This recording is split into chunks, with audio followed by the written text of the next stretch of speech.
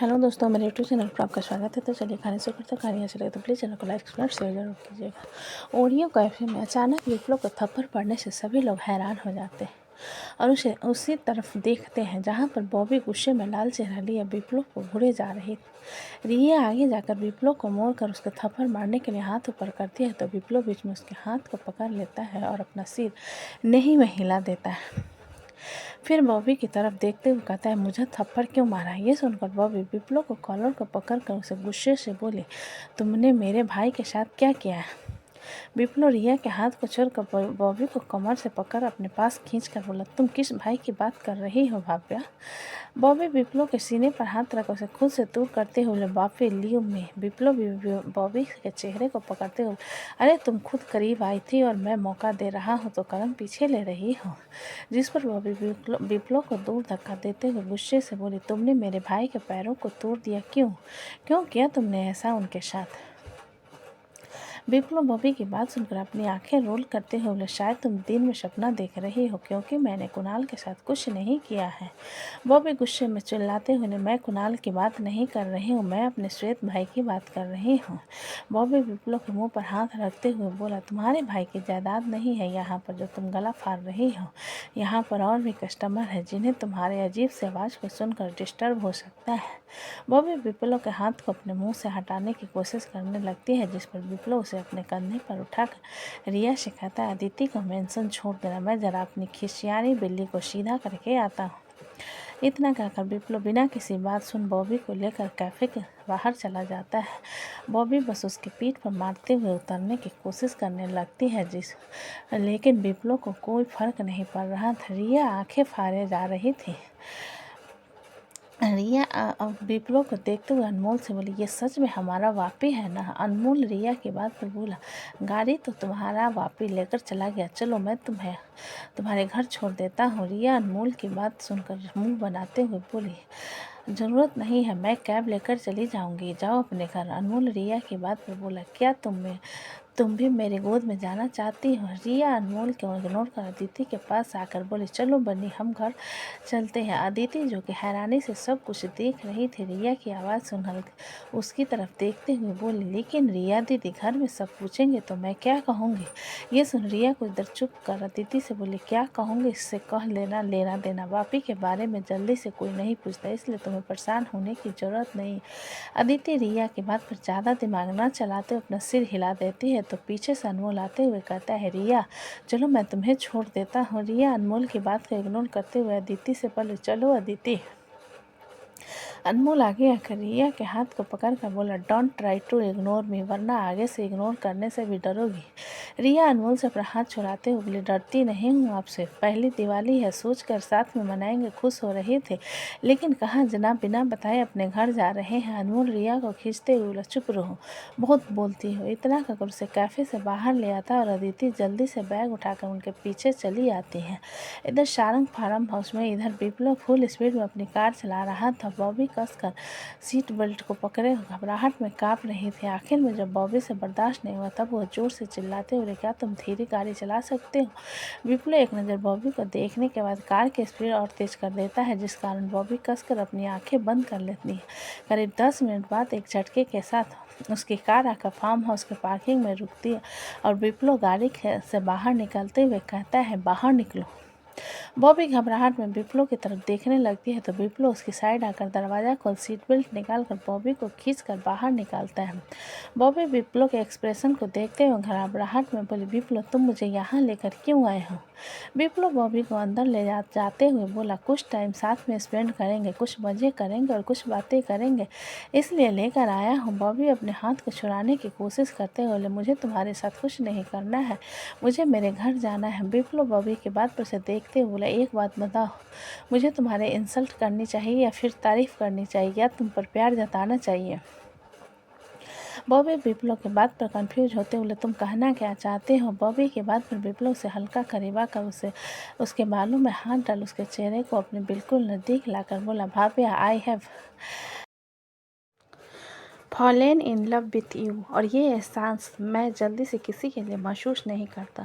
बॉबी विप्लव की बातों को सुनते हुए चुपचाप खड़ी हो जाती है, जिस पर विप्लव बॉबी के चेहरे को पकड़कर ऊपर कर उसकी आंखों में देखते हुए कहता है, भाभ्या तुमने मुझे थप्पड़ मारा, मुझे कोई दुख नहीं है, लेकिन कोई तुम्हें चोट पहुंचाएगा, मैं उसे जीने लायक नहीं छोड़ूंगा। बॉबी विप्लव की बात पर हैरानी से देखते हुए बोली, इसका मतलब सच में तुमने ही भाई को वो हालत की है? विप्लव के होठों पर एक स्मित वाली मुस्कान आ जाती है और बॉबी के होठों को सहलाते हुए कहता है, और तुम्हें आर्गुमेंट में मैं ही लगाया था। बॉबी अपने मुंह में आया सलाई को निगलते हुए विप्लव को खुद से दूर करते हुए बोली, मतलब तुम जैसे दिखते हो वैसे नहीं हो, तुम एक साइको हो जो निर्दोषों को अपने एंजॉयमेंट के लिए सजा देता है। विप्लव बॉबी को छोड़कर सोफे पर आराम से बैठते हुए बोला, तुम डर क्यों रही हो? मैं तुम्हें कुछ नहीं करूँगा, आओ बैठो, साथ में बात करते हैं। जिसे सुनकर बॉबी अपने कदम पीछे लेते हुए बोली, मुझे तुमसे कोई बात नहीं करनी है, मुझे यहाँ से जाना है। विप्लव के चेहरे के एक्सप्रेशन ठंडे हो जाते हैं और वो बॉबी को घूरते हुए कहता है, भाभ्या come to me and sit quietly. Bobby एक गहरी सांस लेकर विप्लव से थोड़ी दूरी बनाकर सोफे पर बैठते हुए, विप्लव तुमने जो कुछ भी किया उसके लिए थैंक यू, लेकिन प्लीज़ मुझे जाने दो, मुझे तुमसे डर लग रहा है। ये कहते हुए बॉबी की आंखों में नमी आ जाती है। विप्लव बॉबी की बात पर बोला, अरे तुम्हें मुझसे डरने की कोई ज़रूरत नहीं है, मैं तुम्हें कुछ नहीं करूँगा। मैं तो तुम्हारे भाई को कुछ नहीं करने वाला था, लेकिन तुमने देखा ना, उसने तुम्हारे कंधे को जलाया, फिर तुम्हारे हाथों को जलाया, उसे इतनी आसानी से कैसे जाने देता? सबक सिखाना भी तो ज़रूरी था ना। बॉबी घबराई नज़रों से विप्लव को देखते हुए, भाई ऐसे नहीं विप्लव, जैसा तुम समझ रहे हो उनकी दिमागी हालत ठीक नहीं है। जिस पर विप्लव बॉबी को देखते हुए, तुम्हारे घर में और लोग नहीं हैं क्या जो सिर्फ तुम पर अपना गुस्सा उतार रहा है? और दिमागी रूप से पीड़ित लोगों को घर में नहीं पागल खानों में रखा जाता है। बॉबी विप्लव की बात पर गुस्से से बोली, मेरा भाई पागल नहीं, वो किसी को पसंद करते हैं, लेकिन उसकी शादी किसी और के साथ हो गई है। विप्लव बॉबी की बात पर बोला, अच्छा तो सोचो, मैं अभी तुम्हारे लिए इतना पागल हूँ, अगर तुमने मुझे छोड़ दिया तो मैं कितना पागल हो जाऊँगा। ये सुनकर बॉबी एक गहरी सांस लेकर बोली, तुम्हें जो चाहिए मैं दे दूँगी विप्लव, लेकिन प्लीज़ दोबारा मेरे भाई के साथ ऐसा कुछ मत करना। ये सुनकर विप्लव बॉबी को देखते हुए बोला, जो कहूँगा करोगी? बॉबी जल्दी से अपना सिर हिलाते हुए बोले, हाँ तुम जो कहोगे मैं करूँगी। विप्लव को इधर सोचने के बाद बोला, तुम्हें कुकिंग करनी आती है? बॉबी अपना सिर हिलाते हुए बोला, हाँ मुझे नूडल्स और पास्ता बनाना आता है, उसके अलावा कुछ नहीं आता। विप्लव अपना सिर हिलाकर बोला, ठीक है, बाकी मेरी महक भाभी तुम्हें सिखा देगी तो तुम्हारे पापा से कहना 4 साल बाद तुम सारंग परिवार की बहू बनना चाहती हो, इसके अलावा और मैं तुम्हें कुछ नहीं करने के लिए नहीं कहूँगा। बॉबी विप्लव के बाद पर उसे हैरानी से देखते हुए बोली, मैं तुमसे दूर जाना चाहती हूँ और तुम मुझसे शादी करना चाहते हो? विप्लव सड़क कर बॉबी के पास उसके गाल को खींचते हुए बोला, मुझे ना रोमांस के बारे में सब कुछ पता है A to Z, लेकिन हम दोनों सीरियस रिलेशनशिप में आने के बाद शुरू करेंगे, समझी? बॉबी कंफ्यूजन में विप्लव को देखते हुए बोली, मैं तुम्हें कैसे समझे, मुझे समझ नहीं आ रहा। विप्लव मुस्कुराते हुए बोला, मुझे समझाने के लिए तुम्हें मेरे साथ रहना होगा, इसलिए चुपचाप रिलेशनशिप में आ जाओ, समझी, वरना ज़बरदस्ती करूँगा। बॉबी विप्लव को घूरने लगती है, जिस पर विप्लव बॉबी के चेहरे को पकड़कर उसके होठों पर हल्का सा पैक देकर कहता है, मुझे मेरी बोल्ड और झगड़ालू भाभ्या अच्छी लगती है, तुम इस तरीके से डरी हुई नहीं। बॉबी विप्लव को कसकर गले लगाकर रोने लगती है, जिस पर विप्लव आंखें बंद करते हुए कहता है, कब से तुम्हें फील करना चाहता था, वैसे तुम्हारा फिगर काफ़ी अच्छे है। बॉबी झटके से विप्लव से दूर हो जाती है और उसे घूरने लगती है, जिस पर विप्लव उसे खींचकर अपने सीने से लगाते हुए कहता है, अरे मजाक कर रहा था, मुझे घूरना बंद करो वरना मुझे शर्म आती है। बॉबी विप्लव के बाद पर उसके सीने में अपना चेहरा घुसा लेती है, तब विप्लव बॉबी के सिर को सहलाते हुए कहता है, चलो रात काफ़ी हो गई है, तुम्हें घर छोड़ देता हूँ। बॉबी अपना सिर हिला देती है और विप्लव उसे अपने साथ लेकर फार्म हाउस से बाहर आ जाता है। वो लोग वहाँ से निकल जाते हैं। इधर गोवा खन्ना बंगलों में ऋतिक की बात और उसके पकड़ को देख प्रकृति उसे दूर होते हुए बोले, क्या चाहिए तुम्हें? ऋतिक कुछ देर सोच कर बोला, मेरी डिमांड बड़ी हो सकती है, तुम बताओ तुम क्या कर सकती हो मेरे घर में दिवाली सेलिब्रेट करने के लिए? ये सुन प्रकृति ऋतिक को देखते हुए बोली, तुम क्या चाहते हो? आज रात मुझे प्यार करो, ऋतिक ने जवाब दिया। जिसे सुनकर प्रकृति उस पर अपना हाथ उठाते बोली, बस अभी लो। लेकिन बीच में ऋतिक प्रकृति के हाथ को पकड़ उसे अपने पास खींच कर बोला, ये वाला प्यार नहीं, बेडरूम वाले प्यार की बात कर रहा हूँ। प्रकृति ऋतिक से अपने हाथ को छुड़ाने की कोशिश करते हुए बोले, मेरे हाथ को छोड़ो और मुझे कोई ज़रूरत नहीं है तुम्हें प्यार देने की, ठरकी कहीं क्या। ऋतिक प्रकृति को ऊपर से लेकर नीचे तक देखते हुए बोला, well my way I did not notice. तुम दिखने में किसी को भी गर्म करने लायक हो। प्रकृति ऋतिक को खुद से दूर धक्का देते हुए, तो मुझे नोटिस भी मत करो। ऋतिक एक नज़र इधर उधर देखने के बाद बॉडीगार्ड से बोला, तुम लोगों को फायर कर दूंगा अगर ये मेरे नीचे आने तक नहीं निकला, और दोबारा कहीं काम करने लायक भी नहीं छोड़ूंगा। प्रकृति ऋतिक की बात सुनकर इरिटेट होते हुए बोली, फाइन, चलो मैं तुम्हें मसाज देती हूँ।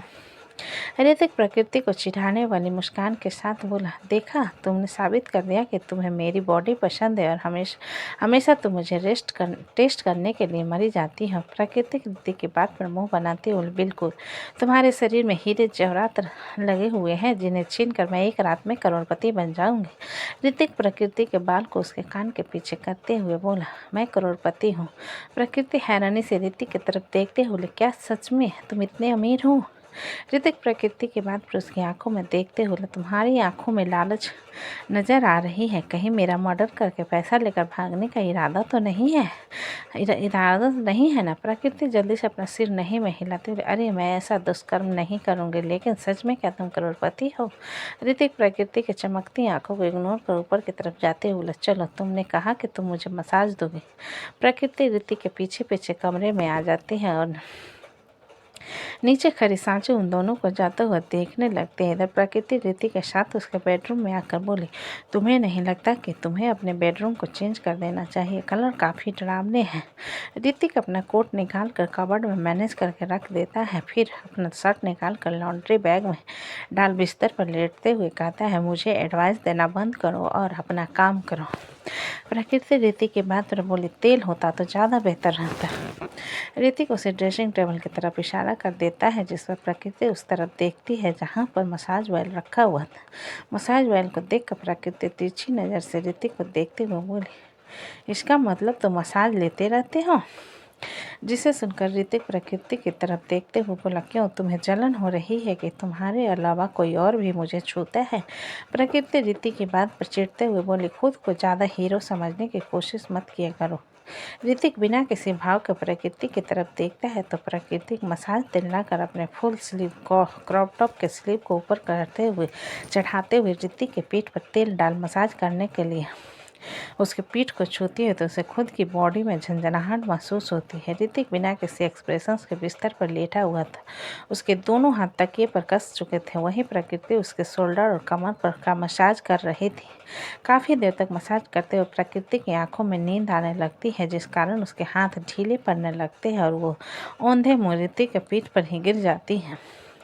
ऋतिक प्रकृति के वजन को खुद के पीठ पर महसूस करके बोला, एक नंबर की कामचोर है। इतना कहकर ऋतिक पलट कर प्रकृति को उसके कमर से पकड़ बिस्तर पर ठीक से सुलाकर ब्लैंकेट पैरों से खींचकर ओढ़ लेता है। इधर मित्तल मेंशन में मीरा अपने वाशरूम से बाहर आती है। उसका चेहरा पूरा लाल हो गया तो उसके पीछे टॉवल पहने कशिश भी वाशरूम से बाहर आता है। कशिश मीरा की रफ्तार को देखते उसे पीछे से अपनी बाहों में उठा बिस्तर की तरफ लाते हुए, कपड़े चेंज करने की ज़रूरत नहीं है। जिसे सुनकर मीरा घूर कर कशिश की तरफ देखते हुए बोली, ताकि रात को आप मुझे आसानी से परेशान कर सको। कशिश मीरा के चेहरे को देखते हुए बोला, मीरा, तुम सच में बहुत खूबसूरत हो। मीरा अपनी आंखें रोल करते हुए बोली, मर्दों का सबसे बड़ा झूठ। कशिश मीरा को बिस्तर पर बैठा उसके गले पर बने हिकिच को देखते हुए बोला, मेरा प्यारा, तुम्हें झूठा लगता है। मीरा कुछ कहती उससे पहले कशिश का फ़ोन बजने लगता है। मीरा और कशिश दोनों एक साथ फ़ोन की तरफ देखती। मीरा की नज़र सीधा चमक रहे नाम पर जाती है जिसमें निहारिका लिखा हुआ था। मीरा टाइम की तरफ देखती है जिसमें रात के 11 बज रहे थे। कशिश मीरा के एक्सप्रेशंस को नोट नहीं कर पाता और कॉल अटेंड करते हुए कहता है, हेलो यस मिस निहारिका। दूसरी तरफ से निहारिका कशिश से बोली, मिस्टर मित्तल, आपको याद है ना, हमें परसों सुबह की फ़्लाइट से मलेशिया के लिए निकलना है। कशिश निहारिका की तरफ बात पर कुछ देर शांत रहकर बोला, I am sorry miss. Niharika मेरे दिमाग से निकल गया था। एक्चुअली मेरा असिस्टेंट कुछ दिनों से बाहर है तो कल आ जाएगा, फिर मेरा शेड्यूल तो याद दिलाता रहेगा। वैसे थैंक यू मुझे याद दिलाने के लिए। निहारिका कशिश की बात पर आगे बोली, मुझे एक प्रोजेक्ट के बेस पर आपसे वीडियो कॉल में बात करने थे। आप फ्री हैं या फिर खाली हैं? कशिश खुद को देखने के बाद बोला, मैं फ्री हूँ, हम 5 मिनट बाद मीटिंग लेते हैं फिर। निहारिका कशिश की बात पर मुस्कुराते हुए बोली, ओके तो मैं आपको 5 मिनट बाद कॉल करती हूँ। कशिश मुस्कुरा कर बोला, ओके। इतना कहकर कशिश कॉल कट कर क्लोजेट की तरफ चला जाता है। मीरा जाते हुए कशिश को बुरी तरीके से घूरने के बाद कशिश के फ़ोन की तरफ देखने लगती है और स्क्रीन को साइड करती है तो कशिश के फ़ोन में लॉक लगा हुआ था। मीरा फ़ोन को उठाते हुए बोली, पटक दो क्या? नहीं ज़्यादा हो जाएगा। मुझे क्या हो रहा है? ये कहते हुए मीरा काफ़ी ज़्यादा फ्रस्ट्रेट होने लगती है। तो दोस्तों कहानी कैसी लगी मुझे कमेंट में लिखें। अच्छी लगे तो प्लीज़ चैनल को लाइक करें, सब्सक्राइब करें और ज़्यादा से ज़्यादा शेयर करें। कहानी को पूरा सुनने के लिए धन्यवाद।